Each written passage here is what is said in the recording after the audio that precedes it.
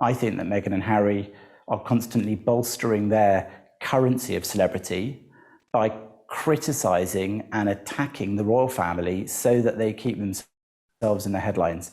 We here at Us Weekly got reporting that Meghan and Kate may be collaborating on a Netflix project. What are you hearing about this story? So I've seen those reports as well, and certainly it would be interesting. I don't know if it's true. I haven't got any insider gossip on that, I'm afraid. Sorry to disappoint. I have tried, but it's always really hard to separate out what is fact and fiction when it comes to the royal family, especially with Harry and Meghan as well. I think it's perhaps a useful story to talk about that on, because, you know, we talk about this a lot. I've been on your show a bunch of times and I'm always really happy to, and it is interesting to lots of people, but at the same time, often we don't know what's going on behind closed doors. We rely on sources and secrets and whispers and leaks and rumours. So the job of a journalist, whether it's covering the royal family or whether it's covering harder, more serious news, is always to try to figure out what's true and what isn't, what's real, what isn't. I suppose it's a possibility that that's real and true. It certainly doesn't really fall in line with all the other stuff that's being written about the relations between Meghan and Harry and the rest of the royal family. But we don't know exactly what they're discussing. It is possible, I suppose. Kate was rumoured to be the peacemaker when Harry came back to the UK for Prince Philip's funeral. She was seen in that footage after the funeral, hanging back, letting him talk with his brother, perhaps trying to build bridges. But even that was probably very carefully thought about and orchestrated on the part of the royal family. They know they're being watched. So this kind of rumour is one that we need to watch out for more information on, I think. It would certainly be, again, pretty explosive if Harry was doing that sort of work with Kate, if he was coming back to the UK, as has been rumoured, with a Netflix film crew. We'll have to wait and see. We'll have to watch this space. So what have you heard about the relationship between Harry and William?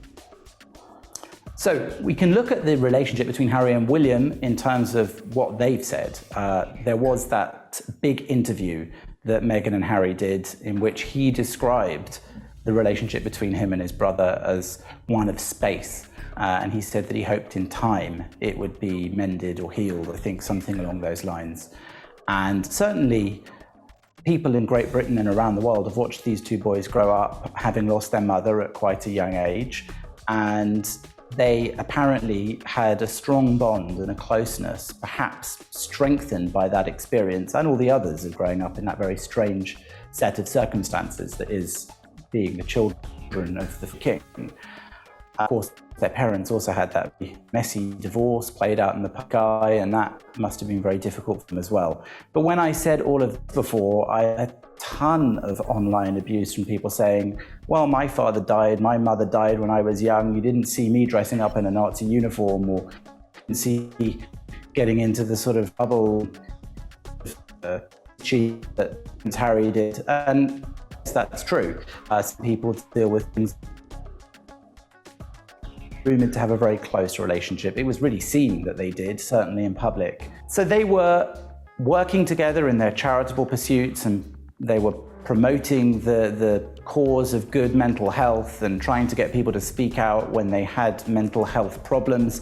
They were doing that work together. They even set up a foundation together, I think, to do that, and they had the Heads Together initiative. Since then, there's been that rift. And then we heard from Prince William at one point after the big interview where the allegations of racism were made, that this was not a racist family. That was really one of the strongest reactions from the royal family to that interview. And that created an impression of a rift for sure. And these are the things that I'm basing on what came out of the horse's mouth. You know, these are the things that both brothers said, a relationship of space, and we are not directly contradicting what seemed to have been suggested in the interview. Have they made up? They were seen together at the unveiling of the statue of their mother, Diana, Princess of Wales. They seemed to be getting along, but we also know that that was extremely carefully stage managed, that event. We know that was filmed in advance and released to press rather than even broadcast live. There was a brief lag. There were no speeches. We didn't really see or hear the boys talking together in a way where we could ascertain what was going on between them. And why should we? It's not necessarily our business. But of course, there's always that spectrum. They seem to get along well. There were rumors that they'd spent some time before the event looking through some of Diana's things, and that helped them to rebuild those bonds. And let's hope for their sake that that was the case. Well, Jonathan, you have such great insight. Finally, before we let you go, I'm curious as to maybe your personal predictions as to what will happen with the likes of William, Kate, Harry, and Meghan, because it's become quite a story, the foursome. And I think at this point, anything is possible, but I'm curious as to what you think. Well, I think that those four are interesting, and if not only because of the widely divergent paths they've taken. Let's start with the easy one, William, and also his wife, Catherine, Kate. I think that they will carry on to build their reputation as strong, solid, dependable, reliable, philanthropic, caring, compassionate members of family. They will be trying to build their reputation as hard workers and people who have sympathy for others in society at all levels. Why do I think that? Because William knows that he's going to be the king, and he knows that as the heir to the throne, he is going to have to build a reputation before and during his reign as somebody with those important values.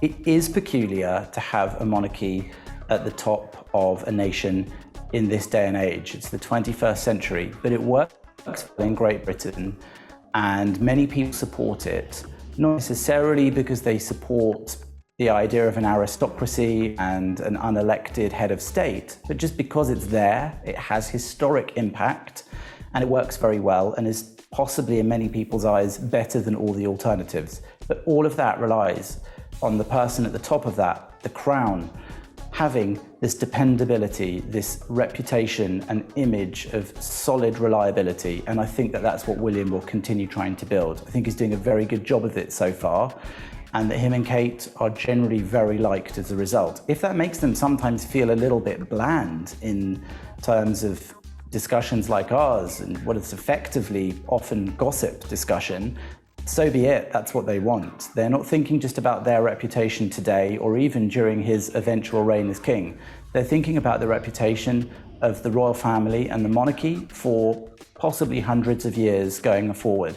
They decided to step away from the royal family because they felt it was insufferable.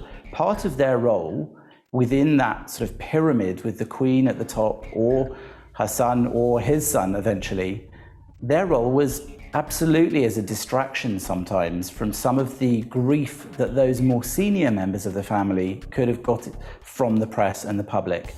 And so they complained that they were often left to the wolves, let's say. The press would write stories about them which they said weren't true. The palace's PR machine, they said, didn't correct those stories. Now that's probably the case, because I think part of their role was to be a distraction from those sorts of stories being written about the rest of the royals. And it's not a nice phrase, but Harry was the spare to the heir. The heir is William. So part of the job of the younger brother in that situation is to provide that distraction. And I understand fully that he didn't like that he found it intolerable, and that so did Meghan when she married him and she became part of it. And if she didn't know that that was part of that role, she certainly found it out very quickly. And she made decisive moves to end it, as did Harry.